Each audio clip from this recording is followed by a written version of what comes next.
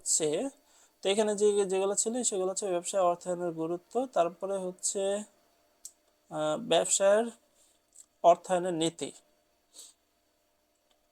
নীতিগুলো কি? প্রথম নীতি হচ্ছে তারল্য বনাম মুনাফা নীতি, তারপরে হচ্ছে উপযুক্ততার নীতি, তারপরে হচ্ছে ব্যবসায় বৈচিত্র্যায়ন ও ঝুঁকি বন্টন নীতি। আচ্ছা, তিনটা বিষয় আমি ভালো করে বোঝানোর চেষ্টা করবো, একটু খেয়াল করবা। বিষয়টা হচ্ছে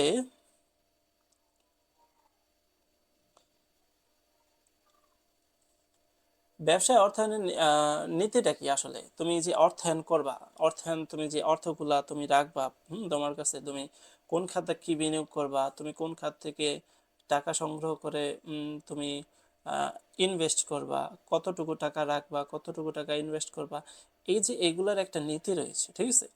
প্রথম যে নীতিটার কথা বলছে সেটা হচ্ছে তারল্য বনাম মুনাফা নীতি। এটা এমন একটা নীতি যেটা হচ্ছে তোমাকে তারল্য এবং মুনাফা দুইটারই কিন্তু ভারসাম্য রক্ষা রক্ষা করতে হবে। তারল্য মানে হচ্ছে নগদ ক্যাশ, ক্যাশটাকে তোমার হাতে থাকতে হবে।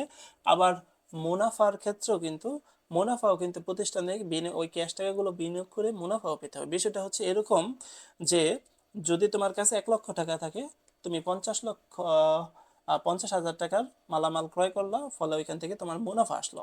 এখন তোমার 1 লক্ষ টাকা, যদি 1 লক্ষ টাকায় মালামাল ক্রয় করে ফেলো, তাহলে সেখান থেকে কি আসবে? বেশি মুনাফা হবে, ঠিক আছে। বেশি মুনাফা পাবা, ঠিক আছে, সেই কথা, কিন্তু তোমার হাতে অন্য একটা খরচ প্রয়োজন হলো, বা একটা ভাড়া দিতে হবে, বা যে কোনো জরুরি মুহূর্তে একটা বড় অঙ্কের টাকা প্রয়োজন, তখন কিন্তু তুমি, তোমার হাতে যেহেতু টাকা নাই, তখন কিন্তু তুমি আর টাকা দিতে পারবে না। এই যে এই বিষয়টা হচ্ছে তারল্য বনাম মুনাফা নীতি। তোমাকে এরকম ভাবে পরিকল্পনা করতে হবে যাতে করে তোমার কাছে কিছু টাকা থাকে, পাশাপাশি তোমার যে কাঙ্ক্ষিত মুনাফা হয়, অর্থাৎ তুমি এরকম ভাবে বিষয়গুলো করবে যাতে তোমার মুনাফা হয়, আবার হচ্ছে যে কোনো ঝুঁকি মোকাবেলা করা যায়, ঠিক আছে? আশা করি বিষয়টা বুঝতে পেরেছো। পরেরটা হচ্ছে উপযুক্ততার নীতি। দেখো, স্বল্প মেয়াদী তহবিল দিয়ে, চলতি মূলধন ও দীর্ঘমেয়াদী তহবিল দিয়ে স্থায়ী মূলধনের সরবরাহ করা অর্থায়নের একটি নীতি। একটি ব্যবসা প্রতিষ্ঠান চালিয়ে রাখার জন্য যে নৈমিত্তিক অর্থের প্রয়োজন হয়, সেটি চলতি মূলধন। যেমন কাঁচামাল ক্রয়, শ্রমিকের মজুরি প্রদান ইত্যাদি। অন্যদিকে মেশিন ক্রয়, ব্যবসায়ের দালান কোঠা নির্মাণ ইত্যাদির জন্য প্রয়োজন মূলধন। চলতি মূলধনের পরিমাণ কম হয় বলে এটি স্বল্পমেয়াদী উৎস থেকে সংগ্রহ করা ভালো। বাণিজ্যিক ব্যাংক, বিভিন্ন অর্থায়নের প্রতিষ্ঠান, বিনিয়োগ ব্যাংক, ডিভেঞ্চার হোল্ডার, এই ধরনের উৎসগুলো দীর্ঘমেয়াদী ঋণ প্রদান করে। পক্ষান্তরে বিক্রয়লব্ধ অর্থ দিয়ে চলতি মূলধন ব্যবস্থাপনা করা উচিত। দীর্ঘমেয়াদী উৎস থেকে তহবিল সংগ্রহ করার জন্য ঋণদাতা প্রতিষ্ঠানগুলো অধিক হারে সুদ প্রদান করতে হয়, ফলে চলতি ব্যয় নির্বাহের জন্য দীর্ঘমেয়াদী উৎস হতে অর্থ সংগ্রহ করা হয়। তবে দেখা যায় উপার্জিত আয় হতে ঋণের সুদের পরিমাণ পরিশোধ করা অসম্ভব হয়ে যাবে। অর্থাৎ উপযুক্ততার নীতি মানে কি? তোমার হচ্ছে তুমি যে খাত থেকে তুমি টাকাটা সংগ্রহ করছো ব্যবসার জন্য, তো সেই খাতটার সাথে উপযুক্ততা থাকতে হবে। তোমার যদি কাঁচামাল ক্রয় করতে, মনে করো কাঁচামাল গুলো ক্রয়ের জন্য যদি তুমি দীর্ঘমেয়াদের যে ঋণ নাও, তাহলে সেটা কিন্তু উপযুক্ত হলো না। কারণ দীর্ঘমেয়াদের ঋণ নিলে সেগুলার সুদ বেশি দিতে হবে। কাঁচামাল ক্রয়ের জন্য অল্প কিছু প্রয়োজন, বা অত পরিমাণ টাকা প্রয়োজন নেই, তুমি এখন অল্প কিছু টাকা হলেই হয়, তখন সেই ক্ষেত্রে তুমি স্বল্প মেয়াদি ঋণ নিবা। আবার তোমার একটা বড় একটা মেশিন কিনতে হবে, সেক্ষেত্রে তোমার অনেক টাকার প্রয়োজন, তখন তুমি কি করবা? দীর্ঘমেয়াদী একটা ঋণ নিলা, বড় বড় বড় যে ঋণগুলো আছে ব্যাংক থেকে, দীর্ঘমেয়াদী ঋণগুলো নিলা, ঠিক আছে? সে সেগুলা হচ্ছে কিন্তু আসল বিষয়, ঠিক আছে? এগুলো হচ্ছে উপযুক্ততার নীতি। ওটা হচ্ছে ব্যবসায় বৈচিত্র্যায়ন ও ঝুঁকি বন্টন নীতি।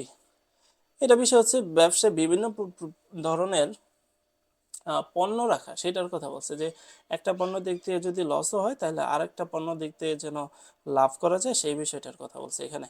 আশা করি তোমরা এটা পড়ে নিতে পারবে এবং সহজে বুঝতে পারবে। তারপরে যে বিষয়টা আছে সেটা হচ্ছে আর্থিক ব্যবস্থাপকের কার্যাবলী। আর্থিক ব্যবস্থাপকরা দুই ধরনের সিদ্ধান্ত নিয়ে কাজ করে, একটা হচ্ছে আয় সিদ্ধান্ত বা অর্থায়ন সিদ্ধান্ত, আর একটা হচ্ছে ব্যয় সিদ্ধান্ত বা বিনিয়োগ সিদ্ধান্ত। আর্থিক ব্যবস্থাপকের কার্যাবলী, অর্থাৎ আর্থিক ব্যবস্থাপকরা কোন কোন কার্যাবলী করে থাকে, কাজ করে থাকে, সেগুলোর কথাই বলছে। আয় সিদ্ধান্ত বা অর্থায়ন সিদ্ধান্ত, ওটা হচ্ছে ব্যয় সিদ্ধান্ত বা বিনিয়োগ সিদ্ধান্ত। আয় সিদ্ধান্ত কি?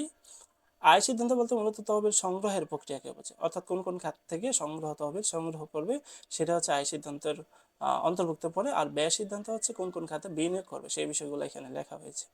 তো আশা করি এগুলো তোমরা নিজেরাই পড়তে পারবে। পরে যে বিষয়টা আছে সেটা হচ্ছে অন্যান্য সিদ্ধান্তগুলো আছে, কয়েকটা সিদ্ধান্ত এখান থেকে তোমরা পড়ে নেবে। তো এই ছিল তোমাদের প্রথম অধ্যায়ের যে মূল পড়াগুলা বা মূল বিষয়গুলো, সেগুলা বোঝানোর চেষ্টা করেছি আমি। তোমরা অবশ্যই বইটা লাইন বাই লাইন পড়বে, এবং ভালো করে যদি বইটা লাইন বাই লাইন পড়ো তাহলে তুমি সকল এমসিকিউর উত্তরগুলো দিতে পারবে। এবং মেন বিষয়গুলো কিন্তু আমি এখানে সবই বুঝিয়েছি। এখানে মূলত অধ্যায়টা ছিল অর্থায়ন সম্পর্কে। আমি অর্থায়ন শুরুতেই বলেছি যে অর্থায়ন হচ্ছে এমন একটা বিষয় বা এমন একটা প্রক্রিয়া, যে প্রক্রিয়ায় তুমি অর্থটা কিভাবে সংগ্রহ করবা, কিভাবে ব্যয় করবা, কিভাবে তোমার হচ্ছে অর্থটা ব্যবস্থাপনা করবে, অর্থাৎ অর্থ সংগ্রহ থেকে শুরু করে ইনভেস্ট করা পর্যন্ত, এবং সেই ইনভেস্টকৃত অর্থ থেকে তুমি মুনাফা পেলে সেই পর্যন্ত যে প্রক্রিয়াগুলো আছে, হ্যাঁ, সেগুলোই কিন্তু তোমার অর্থায়ন। এখন কয়েক ধরনের অর্থায়ন হতে পারে: ব্যবসায়িক অর্থায়ন, পারিবারিক অর্থায়ন, অব্যবসায়ী প্রতিষ্ঠানের অর্থায়ন, সরকারি অর্থায়ন, আন্তর্জাতিক অর্থায়ন। এগুলো হচ্ছে অর্থায়নের শ্রেণী বিভাগ। হ্যাঁ, সরকারের ক্ষেত্রে যেই অর্থায়ন সেটা হচ্ছে সরকারি অর্থায়ন। তারপরে হচ্ছে আন্তর্জাতিক অর্থায়নটা কি, যেটা হচ্ছে মূলত আমদানি রপ্তানির নিয়ে কাজ করে থাকে, ঠিক আছে। তারপরে কি, তারপরে হচ্ছে তোমার অব্যবসায়ী প্রতিষ্ঠানের অর্থায়ন, যেমন বিভিন্ন মাদ্রাসা প্রতিষ্ঠান, বিভিন্ন স্কুল মাদ্রাসা, এগুলোর জন্য যে অর্থায়ন যে অর্থায়নটা আছে সেটা হচ্ছে অর্থায়ন, সেটা হচ্ছে তোমার কি, সেটা হচ্ছে অব্যবসায়ী প্রতিষ্ঠানের অর্থায়ন। তারপরে হচ্ছে অর্থায়নের শ্রেণী বিভাগ দেওয়া আছে। শ্রেণী বিভাগের পরে অর্থায়নের কয়েকটা নীতি দেওয়া আছে, 3-4টা নীতির কথা বলছে। সেটা হচ্ছে প্রথম যে নীতিটা ছিল তারল্য বনাম মুনাফা নীতি। তারল্য এবং মুনাফার মধ্যে অবশ্যই তোমাকে মেনটেন করতে হবে। মানে বিষয়টা হচ্ছে তারল্য বেশি রাখা যাবে না, মানে নগদ ক্যাশটা তোমার হাতে বেশি রাখা যাবে না, আবার মুনাফাটাও সব টাকা কিন্তু ইনভেস্ট করে ফেললেও হবে না। আমরা জানি যদি সব টাকা ইনভেস্ট করি তাহলে বেশি মুনাফা আসবে, কিন্তু কি হবে, কিন্তু ওই আমরা যে কোনো জরুরি মুহূর্তে কিন্তু সেই টাকা প্রয়োজন যেটা সেটা কিন্তু পাবো না। তো টাকা এমনভাবে বিনিয়োগ করতে হবে, এমনভাবে খাটাতে হবে যাতে কিছু টাকা আমার হাতে থাকে, যাতে করে আমি অন্যান্য খরচ মেটাতে পারি, ঠিক আছে। এটা হচ্ছে তারল্য বনাম মুনাফা নীতি। পরেরটা হচ্ছে উপযুক্ততার নীতি। উপযুক্ততার নীতি কি, উপযুক্ততা মানে হচ্ছে তুমি উপযুক্ত খাত থেকে তুমি অর্থ সংগ্রহ করবে, অর্থাৎ যেই ব্যয়ের জন্য যেই খাত প্রয়োজন, তোমাকে অল্প কিছু টাকা প্রয়োজন, সেক্ষেত্রে তো সেই জন্য তো তুমি আর দীর্ঘমেয়াদে ঋণ নিবা না। আবার তোমার হচ্ছে মনে করো ওই তোমার অনেক পরিমাণ টাকা প্রয়োজন, তখন কিন্তু তোমার দীর্ঘমেয়াদে ঋণ নিতে হবে। তো আশা করি বিষয়গুলো তোমাদের বোঝাতে পেরেছি। এই ছিল তোমাদের আজকের এই অধ্যায়টা, আশা করি সকলে বুঝতে পেরেছো। তো আজকে এই পর্যন্ত, দেখা হবে নতুন আরেকটি ভিডিওতে। ততক্ষণ পর্যন্ত তোমরা ভালো থাকবে, সুস্থ থাকবে। আসসালামু আলাইকুম।